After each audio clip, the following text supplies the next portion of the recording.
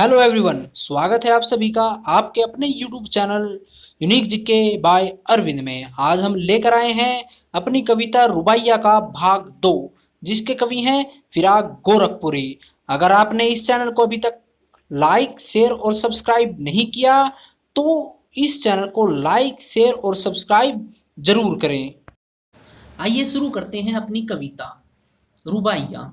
इससे पहले पार्ट में मैं इस कविता के 2 काव्यांश करा चुका हूं। आज हम इस कविता को पूरा करेंगे। तो आइए शुरू करते हैं अपनी कविता। देखिए, दिवाली की शाम घर पुते और सजे। इन पंक्तियों में कवि दिवाली के पावन पर्व की बात कर रहा है।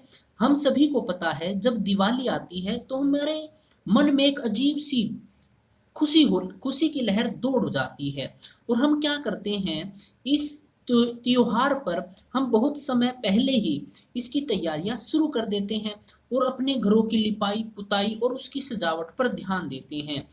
तो पुते का मतलब आप सभी को पता है, पुते का मतलब क्या होता है, साफ सुथरे। तो कवि कहना चाहता है कि दिवाली के पावन पर्व पर हम सभी अपने घरों की लिपाई पुताई कराते हैं और उनको सजाने का काम करते हैं। फिर देखिए आगे, चीनी के खिलौने जगमगाते लावे। चीनी के खिलौने जगमगाते लावे।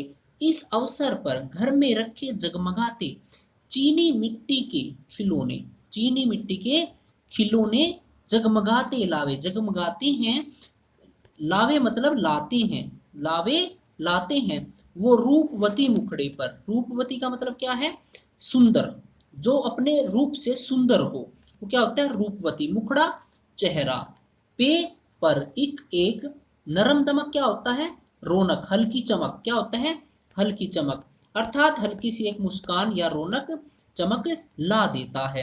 कहना चाहता है घरों में जो चीनी मिट्टी के खिलौने होते हैं वो एक सुंदर से चेहरे पर हल्की सी रौनक चमक ला देते हैं, अर्थात उसके दिल को खुशियों से भर देते हैं।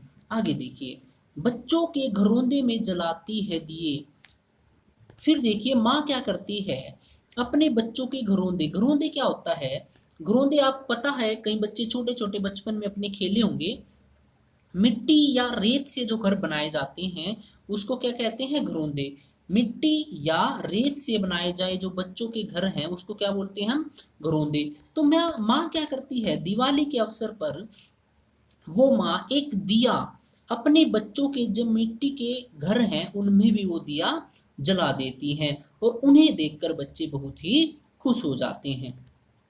आगे देखिए, आंगन में ठुनक रहा है जिदी आया है। आंगन में ठुनक रहा है जिदी आया है। देखिए, ठुनक का मतलब क्या होता है, ठिनकना। ठिनकना मतलब गुस्से में मुंह फुला के बैठ जाना, ठीक है, और गुस्से में इधर उधर डोलना या एक तरफ होके बैठ जाना। जिदी आया, जिद पर आ गया है।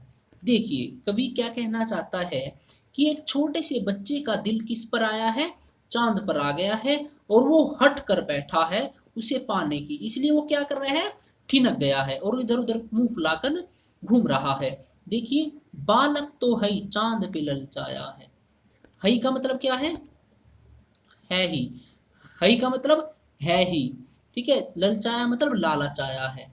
देखिए कवि कहना चाहता है कि वो बालक चांद की सुंदरता को देखकर उसे पाने के लिए दलायित हो उठता है, इसलिए वो अपनी माँ से उस चांद को पाने की इच्छा व्यक्त करता है।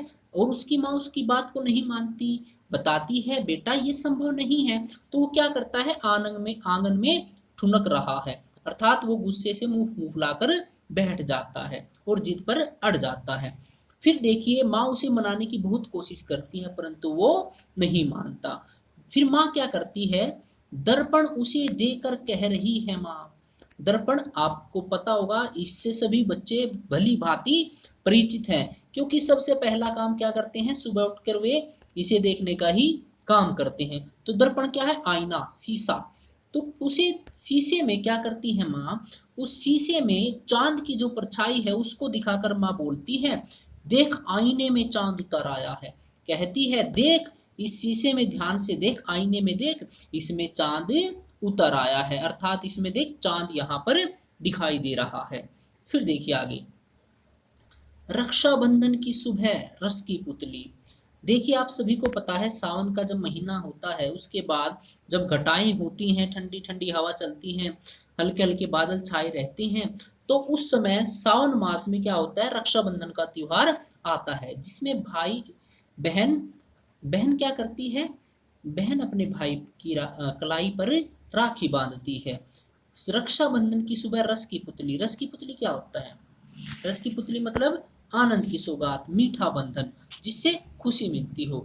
ठीक है, देखिए आगे, छाई है घटा गगन की हल्की हल्की। इस मौसम में क्या होता है, इस मौसम में क्या करते हैं, बादल अर्थात जो बादल हैं वो काले काले बादल छाए रहते हैं और आसमान बिल्कुल घटा से भरा होता है। ठीक है, देखिए आगे, बिजली की तरह चमक रहे हैं लच्छे। लच्छे क्या है, लच्छे क्या है, राखियां, क्या है, राखियां। वो राखी के जो धागे हैं वो किसकी तरह चमकते हैं, बिजली की तरह। आपको पता है जब सावन का महीना होता है, आकाश में काले बादल छा जाते हैं तो उनके बीच में क्या होता है, बिजलियां चमक रही होती हैं। तो इसी प्रकार जो लच्छे अर्थात जो राखियां हैं उनके धागे किसकी प्रकार चमक रहे हैं, बिजली की तरह चमक रहे हैं। भाई के हैं बांधती चमकती राखी। फिर बहन क्या करती है, वो अपने भाइयों की कलाई पर चमकती हुई राखी बांधती है, अर्थात उनकी लंबी उम्र की लंबी उम्र की दुआएं करती हैं।